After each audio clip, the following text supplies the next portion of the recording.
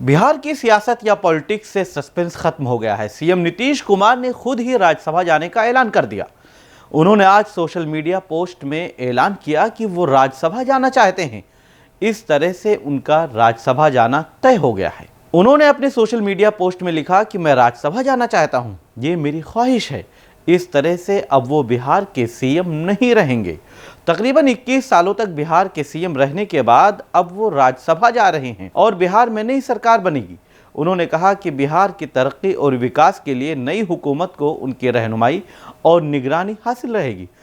नीतीश कुमार के राज्यसभा जाने के बाद बिहार में पहली बार बीजेपी का सीएम बन सकता है। अगर बीजेपी का सीएम बनता है तो जेडीयू कोटे से 2 डिप्टी सीएम बनाए जा सकते हैं। इसमें नीतीश कुमार के बेटे निशांत कुमार का नाम भी शामिल है। हालांकि नीतीश कुमार के इस फैसले से जेडीयू में काफ़ी नाराज़गी भी देखने को मिल रही है, लेकिन नीतीश कुमार ने अब फैसला कर लिया है। पार्टी के लोग बहुत ज़्यादा इसलिए खुश नहीं हैं क्योंकि वो नीतीश कुमार को ही बिहार का सीएम देखना चाहते हैं।